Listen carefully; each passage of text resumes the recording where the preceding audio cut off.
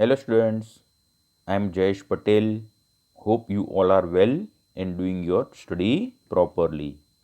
Today we are going to start a new chapter, that is chapter number 11, Light, Shadows and Reflection. So let's start the new chapter.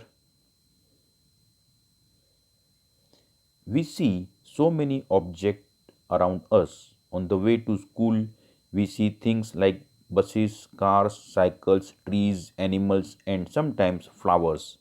How do you think we see objects? Think of the same place at night time. If it were completely dark, what will you see?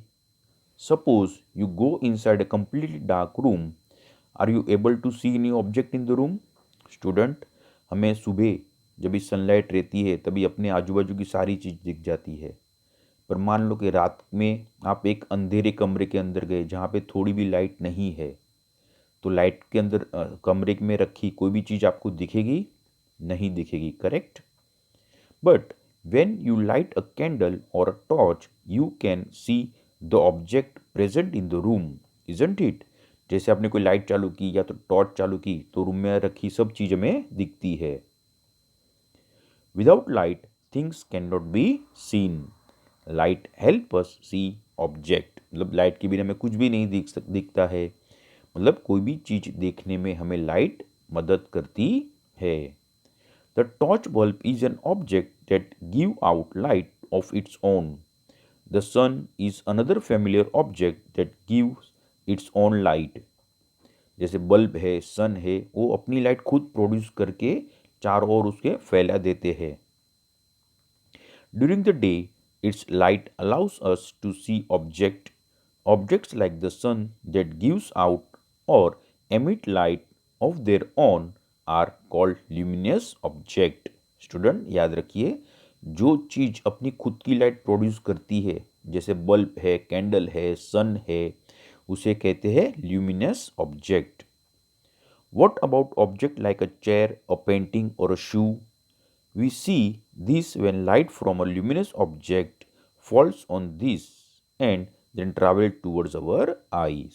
जैसे painting है, chair है, shoes है, वो चीज़ हमें कभी दिखती है जब भी उस पर कोई लाइट गिरती है और वहाँ से रिफ्लेक्ट होके हमारी आँख में आती है, तभी वो सब चीज़ें हमें दिख जाती है। Now 11.1, transparent, opaque and translucent object. Recall our grouping object as opaque, transparent and translucent. In chapter 4, if we cannot see through an object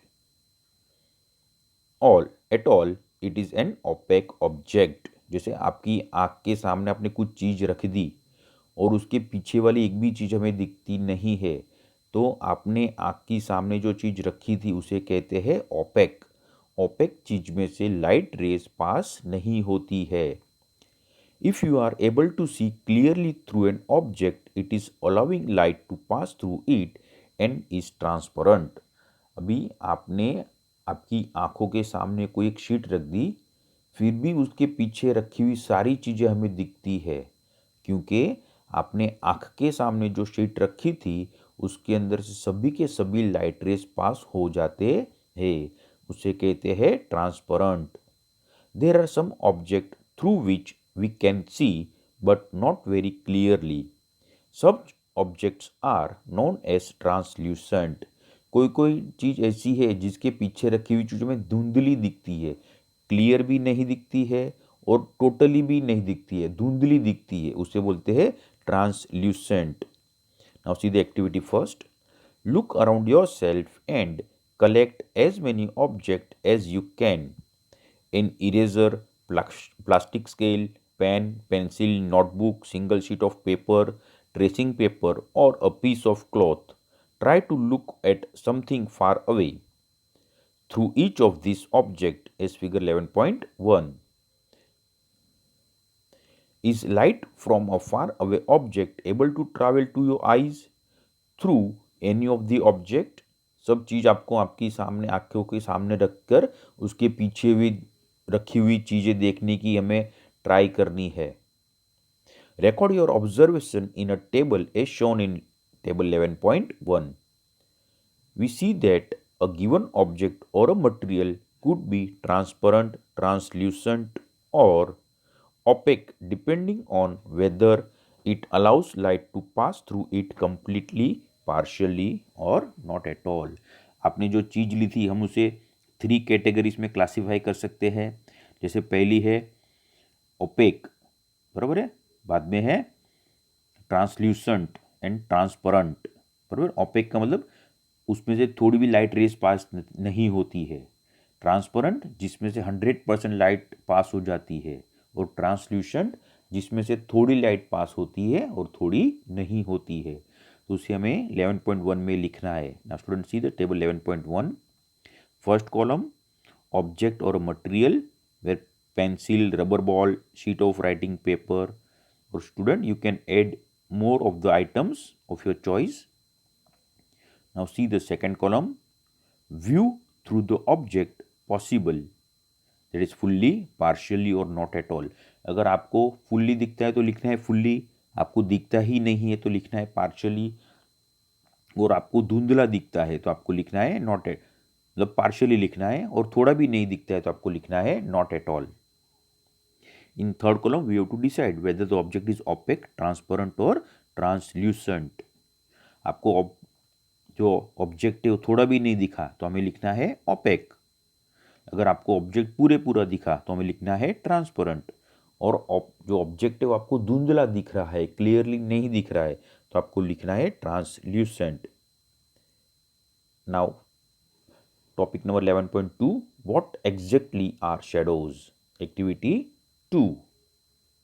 Now, one by one, hold each of the opaque object in the sunlight, slightly above the ground. What do you see on the ground? You know that the dark patch formed by each on the ground is due to its shadow. Sometimes you can identify the object by looking at its shadow. अभी आपको क्या करना है, एक कोई भी एक चीज़ आपको सनलाइट के सामने रखनी है, ग्राउंड से थोड़ी ऊपर, तो क्या हो जाएगा, वो चीज़ जो आपने हाथ में पकड़ी है उसकी वजह से ज़मीन पे आपको एक शेडो दिखेगी, बराबर है। आपने जो चीज़ पकड़ी है उसके हिसाब से शेडो ज़मीन पे गिरता है। कभी कभी शेडो देख के हम बता सकते हैं कि आपने हाथ में कौन सी चीज़ पकड़ी थी। Spread a sheet of paper on the ground. Hold a familiar opaque object at some height so that its shadow is formed on the sheet of paper on the ground. Ask one of your friends to draw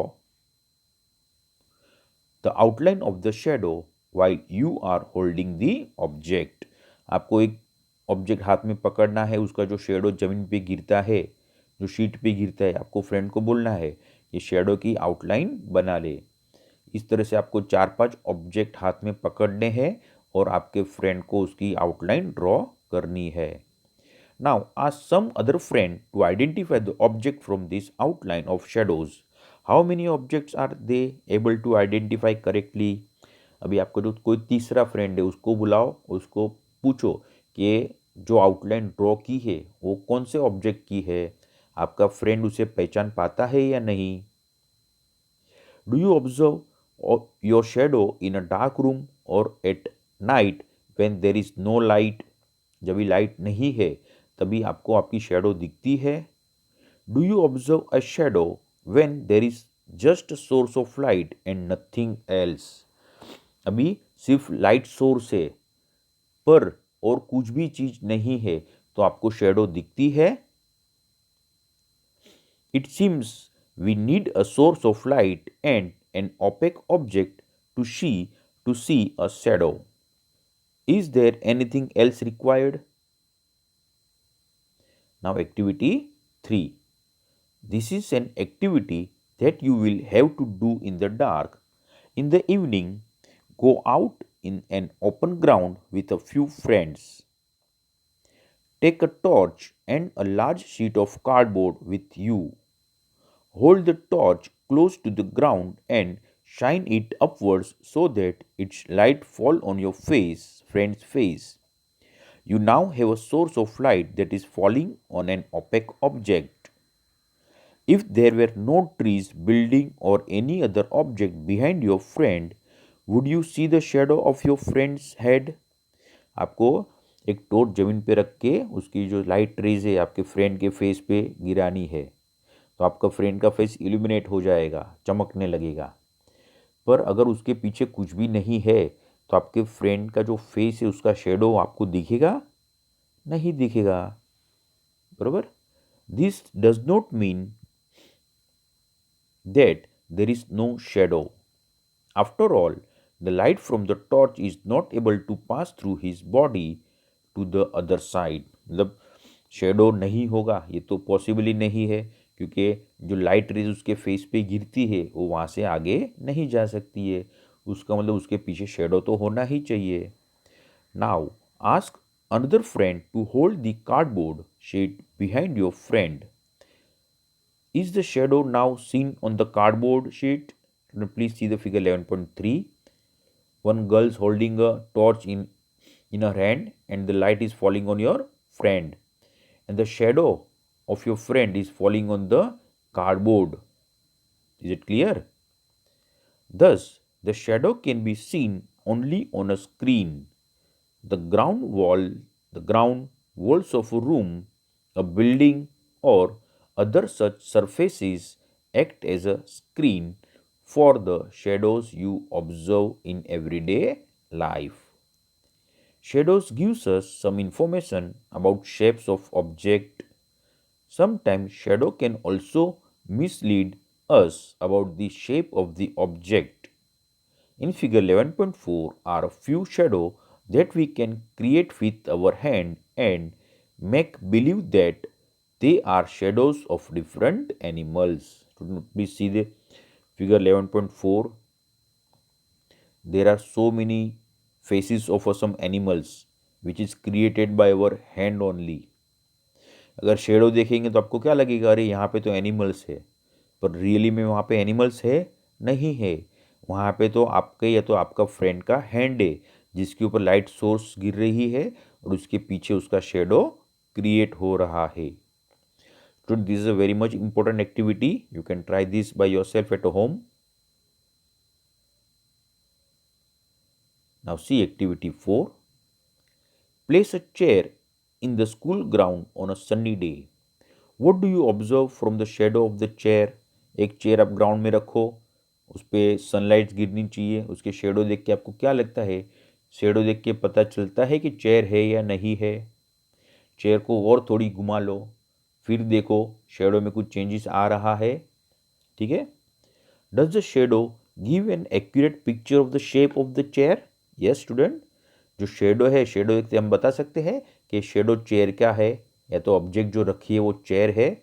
नहीं, हर time हम नहीं बता सकते। Take a thin notebook and look at its shadow, then take a rectangular box and look at its shadow. Do the two shadows seem to have a similar shape? Yes student, हमने दो अलग अलग चीज रखी है, एक thin notebook रखी है और एक रेक्टेंगुलर बॉक्स रखा है, फिर भी दोनों का जो शेडो है वो तो रेक्टेंगुलर ही हो जाएगा ना। तो उससे हमें पता नहीं चलता है कि एक्चुअली ऑब्जेक्ट कौन सी चीज, ऑब्जेक्ट कौन सा है। टेक अ फ्लावर और other object of different colour and look at their shadow. A red rose and a yellow rose for instance.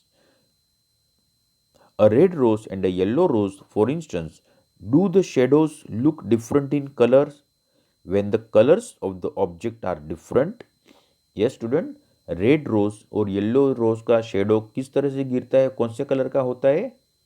Yes, shadow तो सिर्फ ब्लैक ही कलर का होता है। ऑब्जेक्ट कोई भी कलर का रहने दो, whether it is blue, black, orange, yellow, white, red और एनीथिंग, फिर भी शेडो तो आपका ब्लैक ही होने वाला है। Is it clear? Take a long box and look at its shadow on the ground.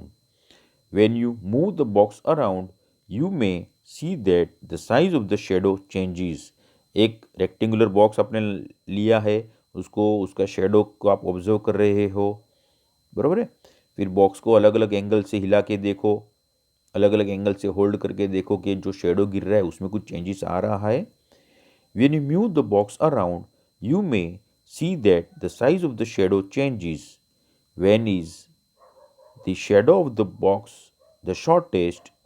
When the long side of the box is pointed towards the sun, or when the short side is pointing towards the sun. जो सबसे छोटा shadow कभी गिरेगा. Student, you have to find out this. You have to identify. Okay. Now we will see the next part in the next video.